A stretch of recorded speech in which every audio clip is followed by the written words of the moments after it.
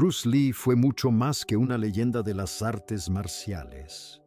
Fue un ícono mundial que redefinió el cine de acción e inspiró a millones. En la cima de su fama, su repentina muerte conmocionó al mundo.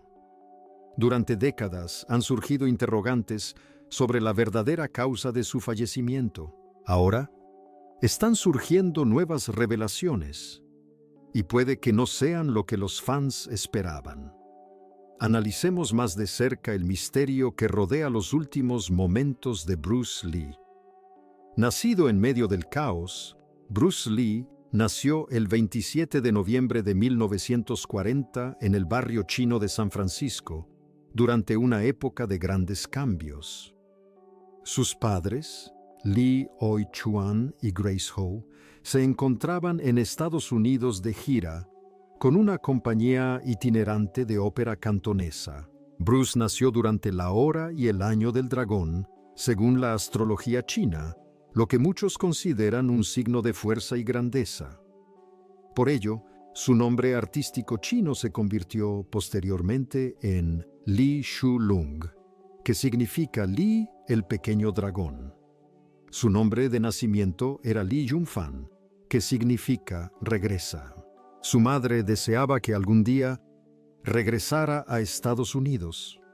Tan solo 4 meses después de su nacimiento, en abril de 1941, la familia de Bruce regresó a Hong Kong. En aquel entonces, nadie sabía lo que se avecinaba. En diciembre del mismo año, Japón lanzó un brutal ataque contra Hong Kong, dando inicio a 4 años de ocupación durante la Segunda Guerra Mundial. Bruce pasó su primera infancia viviendo este período aterrador. La ciudad era un lugar peligroso. Había escasez constante de alimentos, violencia y miedo por doquier. Estos años dejaron una profunda huella en Bruce. Mientras otros niños jugaban libremente, Bruce aprendía a sobrevivir en una ciudad bajo control militar. Su primera aparición en el cine fue siendo un bebé. La película se llamaba Golden Gate Girl, y en una de las escenas, Bruce fue llevado al escenario en brazos, al fondo. Conforme crecía, su talento frente a la cámara se hizo evidente. Con tan solo 9 años, protagonizó The Kid, una película basada en un personaje de cómic local. Para cuando Bruce cumplió 18 años, ya había aparecido en 20 películas. La mayoría de los adolescentes aún estaban decidiendo qué querían hacer con sus vidas. Bruce ya era un actor profesional con años de experiencia. Pero la fama no lo protegió de los problemas familiares. A principios de la década de 1950, su padre cayó en la adicción al opio. Esto generó estrés e inestabilidad en la familia. Al mismo tiempo, Bruce tenía problemas en la escuela. Primero asistió a la escuela Taxon, cerca de su casa en Kowloon, pero su bajo rendimiento académico y sus problemas de conducta hicieron que lo transfirieran al St. Francis Xavier's College en 1956. Si bien era inteligente y lleno de energía, a Bruce le costaba seguir las reglas, y su naturaleza rebelde a menudo lo metía en problemas. Lo que sucedió después impulsó a Bruce al mundo de las artes marciales y cambió su vida para siempre. El discípulo rechazado. Cuando Bruce Lee cumplió 13 años, su vida ya estaba llena de conflictos y energía. En 1953, conoció al legendario maestro de Wing Chun, Ip Man, a través de un amigo llamado William Chung. Bruce se había involucrado cada vez más en peleas callejeras, y Chung creía que el entrenamiento en artes marciales podría brindarle estructura y disciplina. Ip Man era muy conocido en Hong Kong por su habilidad y sabiduría, y muchos jóvenes se formaron con él. Pero cuando Bruce intentó ingresar en la escuela de Ip Man, fue rechazado. El motivo del rechazo no tenía nada que ver con la capacidad o la actitud de Bruce, sino con sus orígenes. La madre de Bruce, Grace Ho, era de ascendencia china y europea. En los círculos tradicionales de artes marciales chinas, eso convertía a Bruce en un extranjero. En aquel entonces, muchos maestros creían que las artes marciales solo debían enseñarse a estudiantes chinos de pura sangre. Por suerte, William Cheung intercedió por Bruce y convenció a A.I.P. Man para que le permitiera entrenar. Aún así, Bruce se enfrentó a cierta resistencia. Algunos de los otros estudiantes no querían trabajar con él debido a su origen. Con el tiempo, Bruce entrenó en privado con Ip Man y algunos otros, entre ellos William Cheung y Wong Shanliong. Bruce se tomó las artes marciales muy en serio desde el principio. Para él, no era solo un pasatiempo, era una obsesión. Practicaba constantemente, siempre buscando mejorar. Al mismo tiempo seguía participando en peleas callejeras. En 1958, se vio envuelto en una pelea en la azotea con un grupo de estudiantes de una escuela rival de artes marciales, Cho Lee Foot. Uno de ellos golpeó primero a Bruce, quien respondió con tanta fuerza que le rompió un diente. La familia del joven herido acudió a la policía. Este incidente casi le causó a Bruce serios problemas legales. Su madre tuvo que ir a la comisaría y asumir toda la responsabilidad por sus actos. No se lo contó al padre de Bruce, pero tomó una decisión importante. Era hora de que Bruce se marchara de Hong Kong antes de que las cosas empeoraran. Pero antes de irse, Bruce también se labró una reputación por otros motivos. Ese mismo año, 1958, ganó el Campeonato Interescolar de Boxeo de Hong Kong. Se enfrentó al campeón defensor Gary Elms y lo noqueó en el último asalto. Fue un momento crucial que demostró que Bruce también podía desenvolverse bien en el boxeo occidental. Casi al mismo tiempo, ganó el campeonato de danza Cha de la Colonia de la Corona. Bruce no era solo un luchador. Poseía un gran talento físico, era rápido y dominaba diversas técnicas. Su ritmo, sincronización y control lo distinguían en todo lo que hacía. Tras la pelea en la azotea, los padres de Bruce temían que terminara en la cárcel o que cayera en manos equivocadas. Así que, a los 18 años, lo enviaron de vuelta a Estados Unidos, su país natal. Primero se quedó con su hermana mayor, Agnes Lee, en San Francisco. Poco después, Bruce se mudó a Seattle para comenzar una nueva etapa en su vida. Lo que encontró en Estados Unidos lo llevó a crear su propio arte marcial y a desafiar al mundo entero, rompiendo todas las reglas. Cuando Bruce Lee llegó a Estados Unidos en 1959, tenía solo 18 años. Había dejado atrás el caos de Hong Kong y estaba listo para un nuevo comienzo. Al principio, se quedó en San Francisco con su hermana mayor, Agnes Lee. Pero poco después, se mudó a Seattle, Washington, donde comenzó a reconstruir su vida desde cero. En Seattle, Bruce se matriculó en la Escuela Técnica Edison para terminar la secundaria. Al mismo tiempo, trabajaba como camarero interno en la casa y el restaurante de Ruby Chow, una amiga de la familia. Sus jornadas eran largas. Trabajaba para ganarse la vida y estudiaba para labrarse un futuro. Pero Bruce no se centraba únicamente en los estudios o el trabajo. En su tiempo libre, empezó a enseñar artes marciales. Llamó a su método Jun Fan Gung Fu, una adaptación propia del estilo Wing Chun que había aprendido en Hong Kong. Incorporaba ideas de las artes marciales tradicionales chinas, pero Bruce ya estaba empezando a introducir cambios y a incorporar nuevas técnicas que resultaban más efectivas en situaciones reales. Su primer alumno fue Jesse Glover, un judoka afroamericano. Jesse quedó impresionado por la velocidad, la precisión y la actitud de Bruce. A partir de ahí, el grupo de alumnos comenzó a crecer. Lo que diferenciaba las clases de Bruce era su apertura. En una época en la que muchas escuelas de artes marciales estaban cerradas a personas de otras razas, Bruce daba la bienvenida a todos. Entre sus alumnos había personas negras, blancas, asiáticas y latinas. No importaba de dónde fueras. Si querías aprender, Bruce te enseñaría. Esto era poco común a principios de la década de 1960 y demostraba la convicción de Bruce de que las artes marciales pertenecían a todos, no solo a un grupo.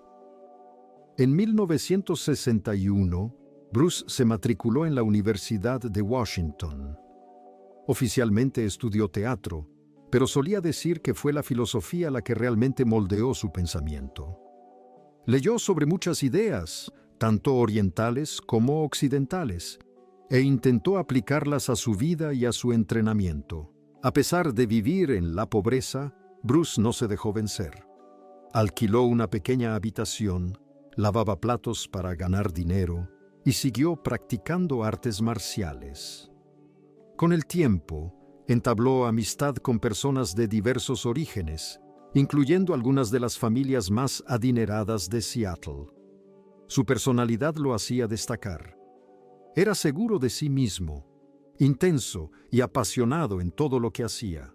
En 1964, Bruce dio un gran paso adelante.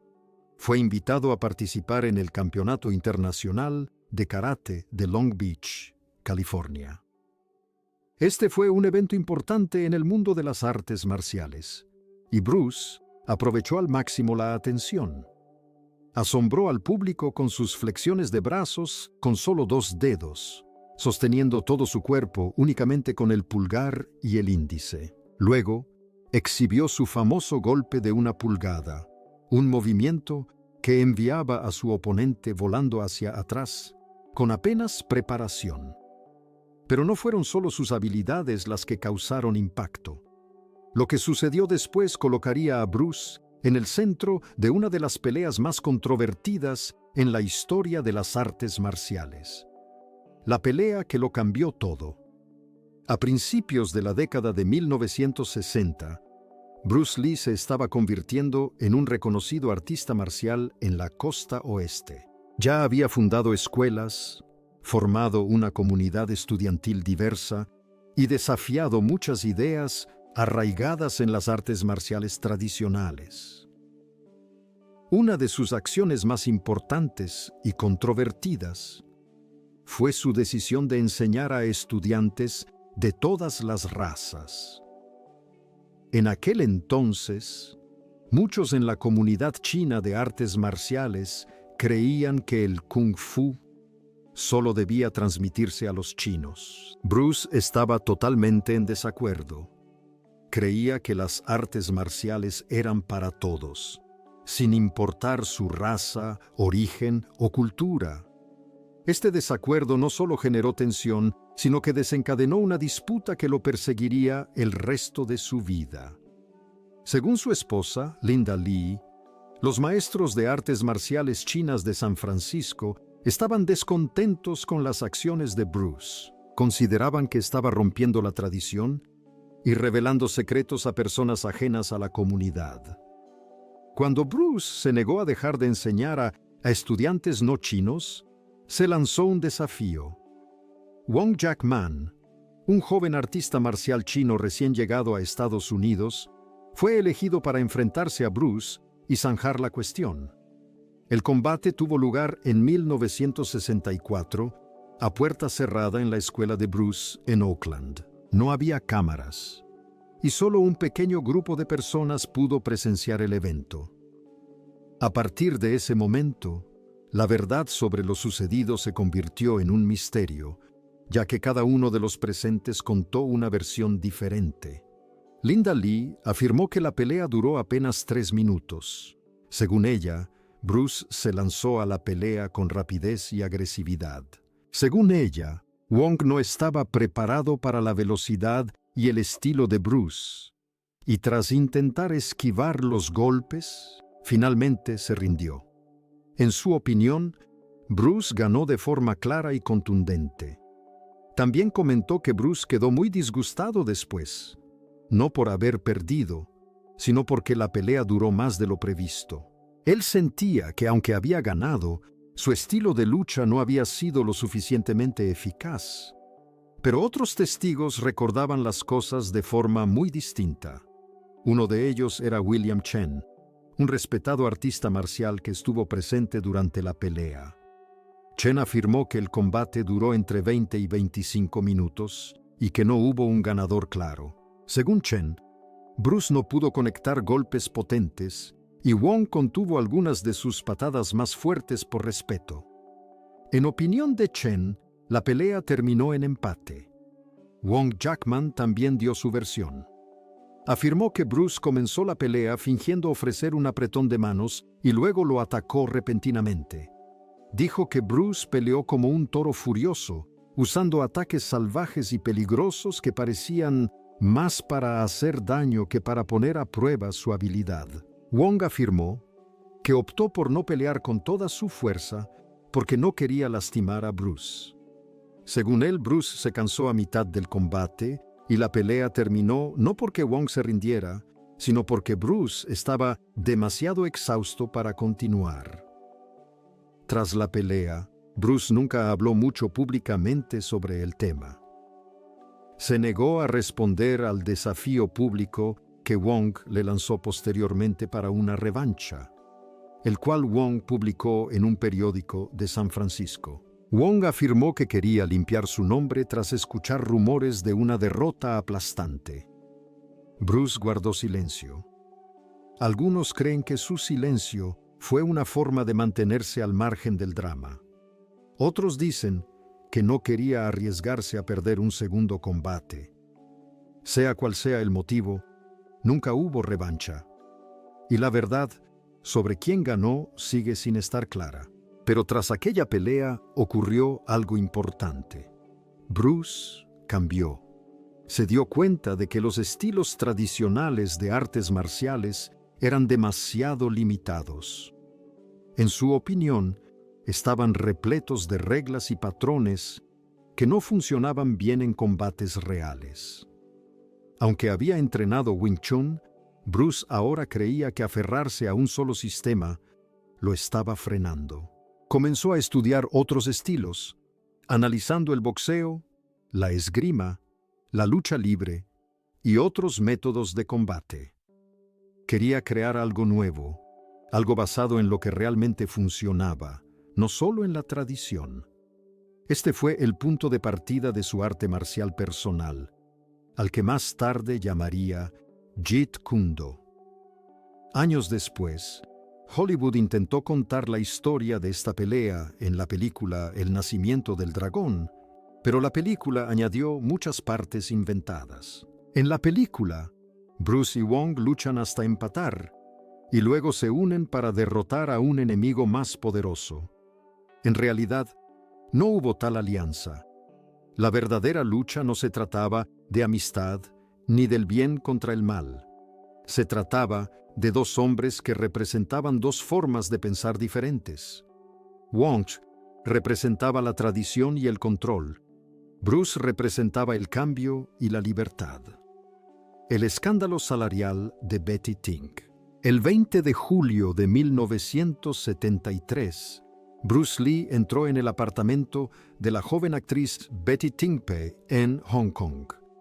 Su intención era hablar sobre el guión de su nueva película, Juego de la Muerte, que planeaba terminar. El productor Raymond Chow también había estado presente ese mismo día. Según los informes, Bruce parecía gozar de buena salud y se encontraba relajado, trabajando con tranquilidad. Pero en algún momento de esa tarde, Bruce empezó a quejarse de dolor de cabeza. Betty, intentando ayudarlo, le dio un analgésico llamado Ejic. Era una combinación de aspirina y un tranquilizante. Tras tomar la pastilla, Bruce dijo que quería acostarse a descansar. Entró en la habitación de Betty y no volvió a despertar. Lo que sucedió después conmocionó al mundo. Bruce Lee, uno de los hombres más en forma de su tiempo, fue declarado muerto a los 32 años. Su repentina muerte habría sido desgarradora en cualquier circunstancia. Pero el hecho de que ocurriera en el apartamento de una joven actriz y no en su casa con su esposa e hijos desató de inmediato una gran controversia. Bruce aún estaba casado con Linda Lee en ese momento. La reacción del público fue inmediata y emotiva. Los periódicos y las revistas no solo se centraron en la muerte de Bruce, sino también en dónde había ocurrido y con quién estaba. Los titulares se llenaron de especulaciones. ¿Tenía Bruce una aventura? ¿Era Betty Ting su amante? ¿Por qué estaba solo en su apartamento? Estas preguntas alimentaron un frenesí mediático que se prolongó durante años. Betty Ting-pei se convirtió en el centro de atención y sospecha. Muchos no creyeron la explicación oficial. Los rumores eran intensos, y muchos de ellos crueles. Betty siempre insistió en que ella y Bruce eran amigos íntimos y que no había hecho nada malo. Afirmó que trabajaban juntos y que tenían una buena relación basada en la confianza y la honestidad. Según Betty, conoció a Bruce en 1972 a través del productor Raymond Chow e incluso conoció a su esposa, Linda, durante una reunión de grupo. Betty admitió que pasaron tiempo juntos, pero negó cualquier relación sentimental. A pesar de esto, se convirtió en blanco constante de críticas por parte del público y los medios de comunicación. Algunos de los rumores más dañinos afirmaban que la muerte de Bruce estaba relacionada con una relación inapropiada con Betty. Estas historias se propagaron rápidamente y perduraron en la mente del público durante décadas. Betty siempre lo negó rotundamente. En entrevistas, afirmó que la idea era falsa y profundamente injusta tanto para ella como para Bruce. En una entrevista televisiva de 1983 declaró: «Sé lo que la gente pensaba de Bruce y de mí, y esto me hizo vivir una pesadilla durante 10 años. Creo que es injusto, no solo para mí, sino también para Bruce. Él ya estaba muerto». Sus palabras revelaron el profundo dolor que le causaron los rumores. Durante años, Betty evitó la atención pública. El suceso la perseguía a todas partes. Sin importar lo que dijera, el público parecía dudar si creerle o no. Los medios repetían las mismas preguntas, y cada vez que se mencionaba la muerte de Bruce en las noticias, su nombre también salía a relucir. Aunque nunca hubo pruebas de irregularidades, la historia de Betty Ting-pei y Bruce Lee siguió siendo uno de los aspectos más comentados de su trágica muerte. Pero el misterio no terminó ahí. Las preguntas sobre la verdadera causa de la muerte de Bruce Lee no hicieron más que intensificarse. El misterio tras la repentina muerte de Bruce Lee. La muerte de Bruce Lee el 20 de julio de 1973 conmocionó al mundo. Con tan solo 32 años parecía imparable. Un hombre de fuerza, velocidad y disciplina. Pero su repentino colapso y las extrañas circunstancias de su muerte han mantenido a la gente preguntándose durante décadas qué fue lo que realmente mató a Bruce Lee. El primer informe médico decía que Bruce murió de edema cerebral, lo que significa que su cerebro se inflamó. Los médicos creían que se trataba de una reacción a un analgésico llamado Equagesic, un medicamento que combinaba aspirina con un tranquilizante conocido como meeproamato. Bruce había tomado esta pastilla en el apartamento de Betty Ting-pei para aliviar un dolor de cabeza. Se acostó a descansar y no volvió a despertar. Su muerte fue declarada una trágica pero rara reacción alérgica al fármaco. Pero incluso en aquel momento, esta explicación dejó a muchos con preguntas. Bruce era joven, estaba en forma y era fuerte. ¿Cómo pudo un simple analgésico matarlo? Un detalle importante no se difundió ampliamente al principio. 2 meses antes, en mayo de 1973, Bruce se había desplomado en el set de rodaje de Operación Dragón. Ese día, también se quejó de dolor de cabeza, mareos y se desmayó. Los médicos lo atendieron en un hospital donde se recuperó. Las pruebas revelaron que también había sufrido inflamación cerebral en ese momento, al igual que en el último episodio de julio. Sin embargo, tras su recuperación, no existe un registro claro de seguimiento a largo plazo ni de medidas tomadas para prevenir que se repitiera. Este incidente anterior podría haber sido una señal de advertencia, pero parece que pasó desapercibido. El informe de la autopsia reveló rastros de una sustancia en su organismo, lo que generó especulaciones, aunque los expertos médicos la descartaron como causa. Esto dio lugar a algunas conjeturas públicas. ¿Pudo la marihuana haber causado la inflamación cerebral? El patólogo británico Donald Terry, quien fue llamado para colaborar en el caso, afirmó que no. Descarpoli señaló que Bruce se había sometido a una cirugía en 1972 para extirparle las glándulas sudoríparas de las axilas. Lo hizo por motivos estéticos, para lucir seco ante las cámaras. Pero algunos expertos creen que esto podría haber sido peligroso. Sin la capacidad de sudar completamente, el cuerpo de Bruce podría haber tenido dificultades para regular su temperatura, especialmente durante los calurosos y húmedos veranos de Hong Kong. En 2022, un equipo de nefrólogos españoles publicó una nueva teoría. Sugirieron que Bruce Lee murió por sobrehidratación, al beber demasiada agua. Según ellos, Bruce tenía la costumbre de beber grandes cantidades de líquido a lo largo del día, especialmente durante los entrenamientos intensos. Si una persona bebe demasiada agua demasiado rápido, sus riñones no pueden procesarla adecuadamente, lo que puede provocar hiponetricia, una peligrosa disminución de los niveles de sodio. Una consecuencia de esta afección es el edema cerebral, inflamación del cerebro. La teoría se vio respaldada por informes que indicaban que Bruce había estado bebiendo agua, jugo y posiblemente otros líquidos en grandes cantidades ese día. La ironía de esta teoría sorprendió a muchos. Bruce Lee pudo haber muerto por algo tan simple como beber demasiada agua. Una familia marcada por la tragedia, cuando, además de lidiar con un profundo dolor personal, Linda también tuvo que enfrentarse a una abrumadora atención pública.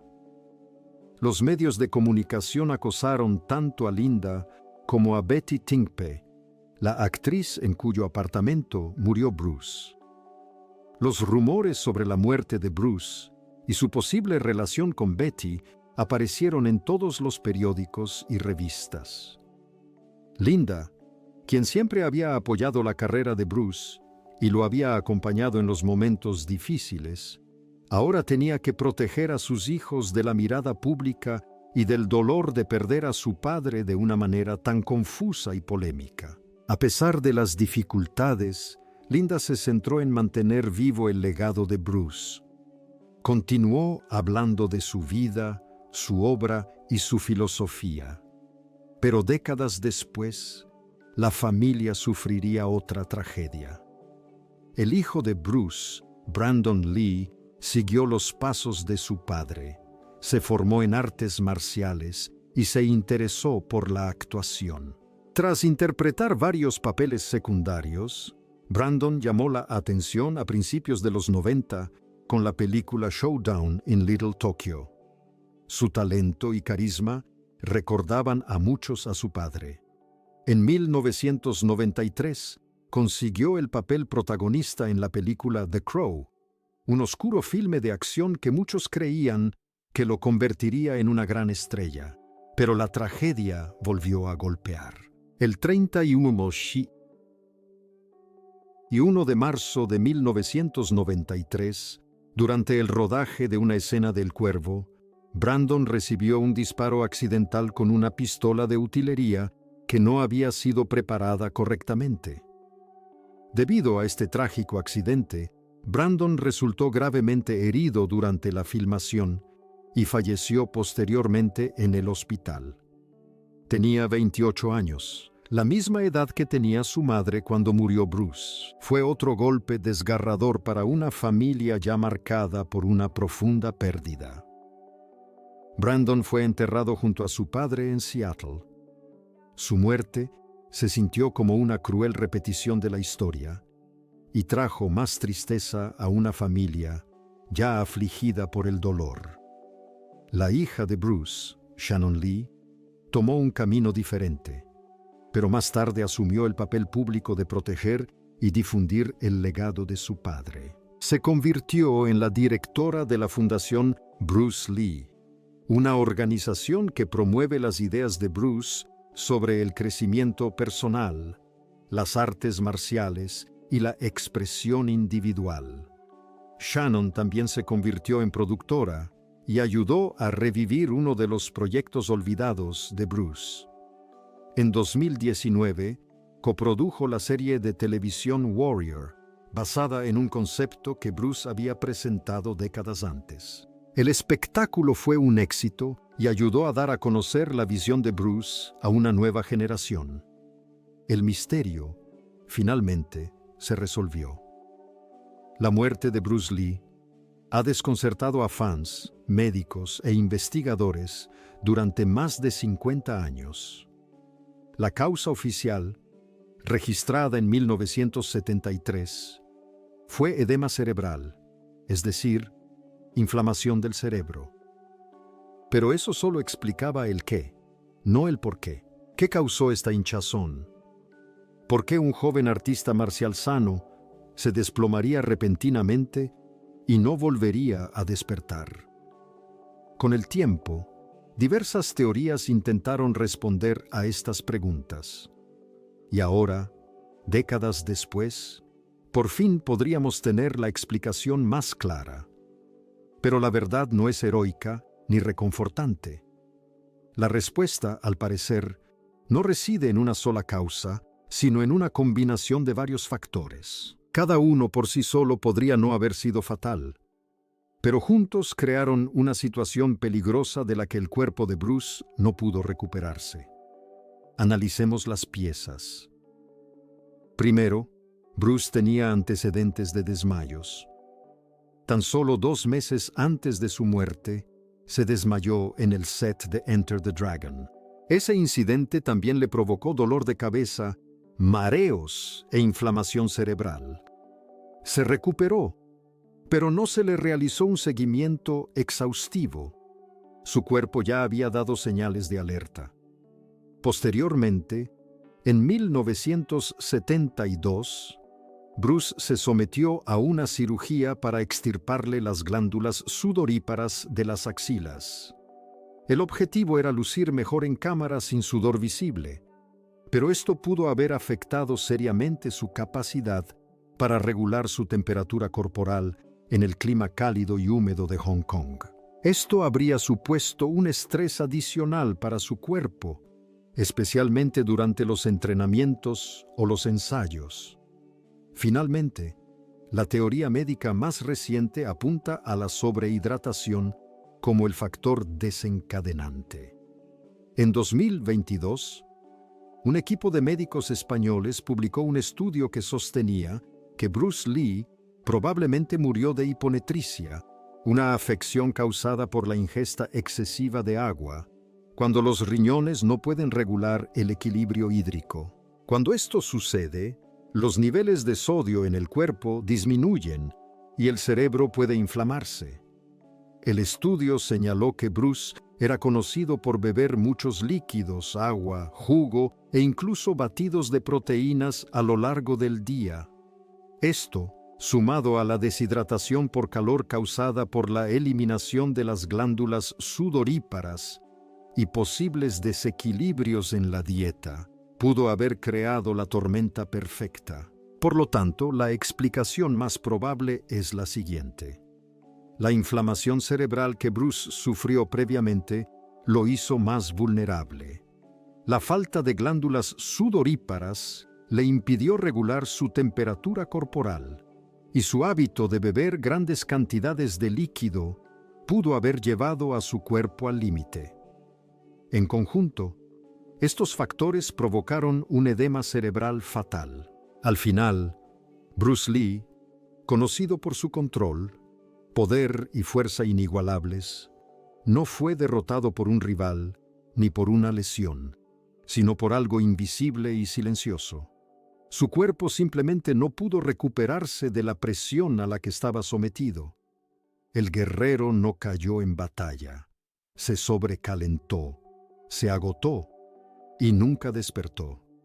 Si te pareció interesante este video, asegúrate de darle me gusta, suscribirte y activar la campana para no perderte el próximo.